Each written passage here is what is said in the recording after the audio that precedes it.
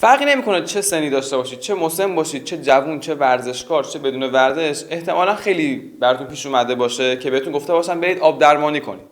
اما نکته‌ای که وجود داره، خیلی از مواقع به ما نمیگن که چطور آب درمانی کنیم و فقط میگن که برید و توی استخر راه برید. خب این باعث میشه که ما یه تمرین بدون برنامه‌ریزی داشته باشیم و این بدون برنامه‌ریزی باعث میشه که نتونیم همه عضله‌های بدن رو هم فعال کنیم و ازشون استفاده کنیم. توی این ویدیو من میخوام بهترین و علمی‌ترین روش آب درمانی رو بهتون معرفی کنم که خودم هم ازش استفاده میکنم و مزیتی که داره، خوبی که داره اینه که همه عضله‌های بدن رو تقریبا درگیر میکنه. یعنی از شکم تا ران، تا اونهایی که در مفصل ران هستن، عضله‌هایی که به پایداری زانو کمک میکنن، عضله‌های ساق، عضله‌های مچ پا و عضله‌هایی که در کمرمون هستن. تو این ویدیو 4 تا تمرین آموزش میدم که انجام این تمرینات حدود 40 تا 60 دقیقه وقت میگیره و در آخر هم 2 تا حرکت بونس یا جایزه بهتون میگم که برای کسایی که میخوان حرفه‌ای‌تر عمل کنن و تقریبا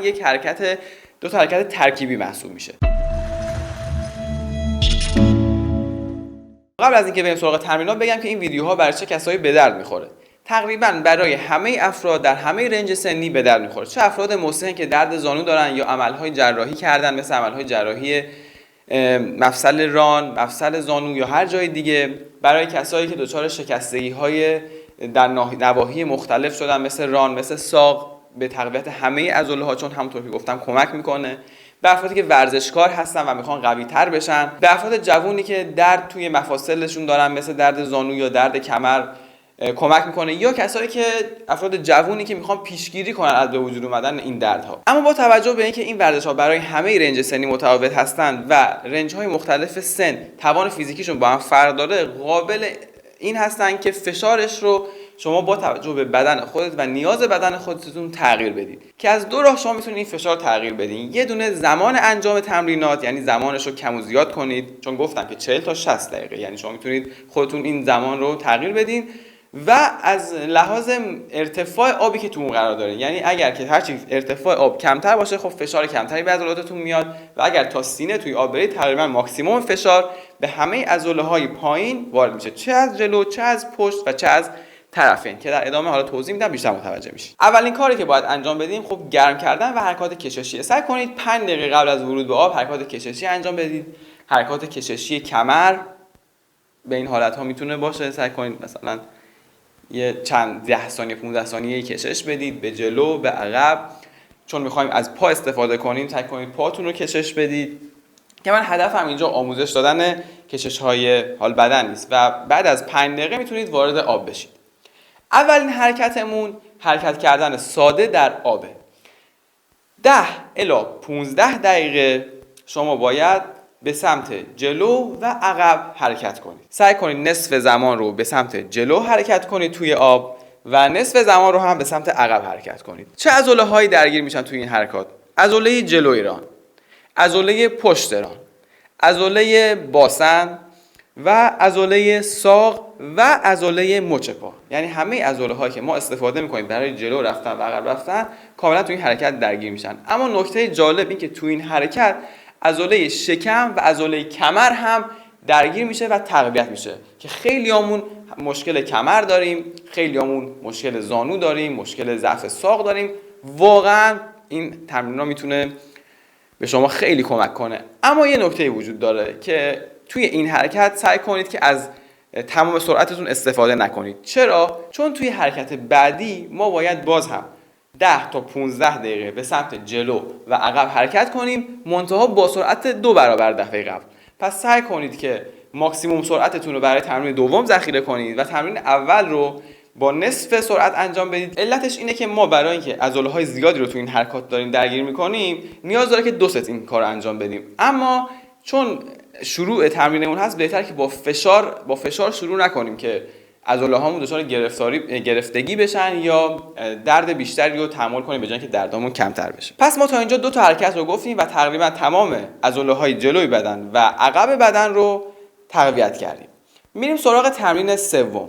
تمرین سوم شما باید 10 تا 15 دقیقه باز هم به طرفین حرکت کنید. یعنی چی؟ یعنی از یک طرف استخر شروع می‌کنید و به سمت مقابل میرید، بعد که به انتهای استخر رسید دوباره این حرکت رو در جهت مخالف انجام میدید. این حرکت کدوم عضله ها رو درگیر میکنه؟ عضله های اطراف شکم رو درگیر میکنه، یعنی دو طرف شکم و پهلو، و عضله های خارج ران در دو طرف و داخل ران. یعنی وقتی شما اینجوری حرکت میکنید عضله خارج و عضله داخل این ران تقویت میشه و وقتی که به این سمت میاید برعکس. تأثیر این حرکت بسیار زیاده، به خاطر اینکه یکی از اصلی ترین عضله هایی که توی پایداری زانو به ما کمک میکنه عضله اطراف رانه. به علاوه اون عضلات باسن رو هم در این حرکت ما درگیر میکنیم. تأثیر این تمرین هم بسیار فوق العاده است. و میریم سراغ حرکت آخر که این حرکت از تمرین قبلی یه مقدار سنگین تره. شما باید باز به جلو حرکت کنید، منتها با زانوهای بالا آمده، یعنی به این صورت